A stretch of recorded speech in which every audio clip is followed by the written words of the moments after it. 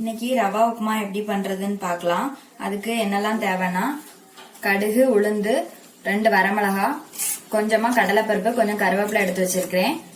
ஒரு பச்சை மிளகா, ஒரு பெரிய வெங்காயம், ஒரு 4 டேபிள் ஸ்பூன் போல தேங்காய் துருவல், 2 கப்புக்கு ரவை எடுத்து வச்சிருக்கேன். நம்ம இப்ப எப்படி பண்றதுன்னு பார்க்கலாம். இப்ப ஃபர்ஸ்ட் வெறும் சட்டியில ரவைய வறுத்துக்கலாம்.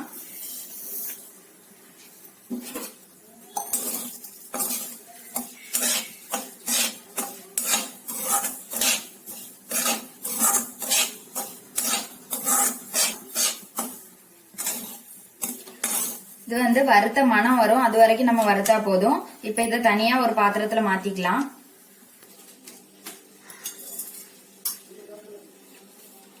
தாளிக்கிறதுக்கு எண்ணெய் விட்டுருக்கேன். இப்ப இதுல கடலைப்பருப்பு போட்டுக்கலாம்.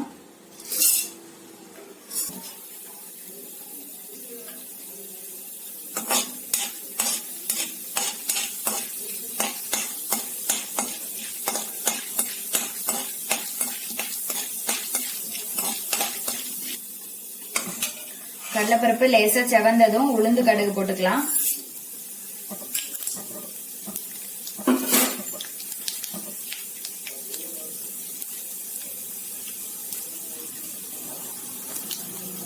வரமிளகா, கருவேப்பிலை,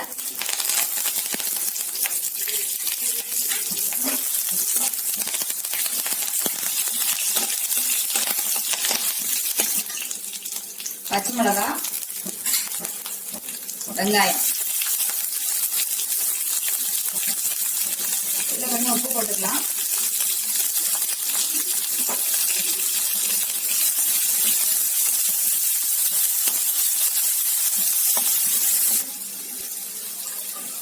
வெங்காயம் கொஞ்சம் வதங்கிட்டு இப்ப தண்ணி விட்டுக்கலாம்.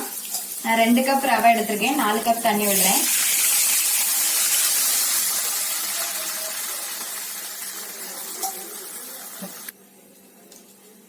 வெங்காயம் வதக்கும் போது கொஞ்சம் உப்பு போட்டிருக்கோம். இப்ப கொஞ்சம் உப்பு போட்டுக்கலாம். உப்புமாக்கு தேவையான அளவு உப்பு போட்டுக்கலாம்.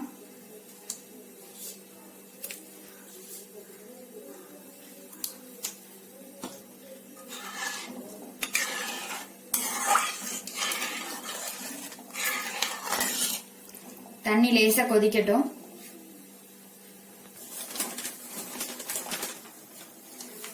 இப்ப தண்ணி கொதிக்க ஆரம்பிச்சிட்டு இப்போ வறுத்து வச்சிருந்த ரவைய கொட்டிக்கலாம்.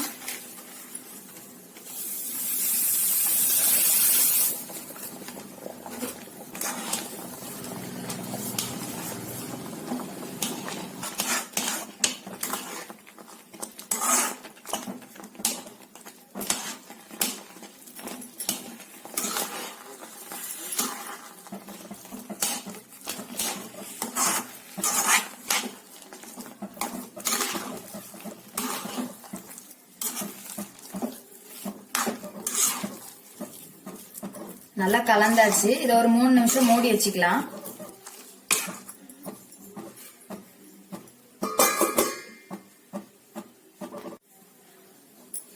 இப்ப இதை ஓபன் பண்ணி பார்க்கலாம். ரவை நல்லா வெந்துட்டு இப்ப இது கூட தேங்காய் துருவல் போட்டுக்கலாம்.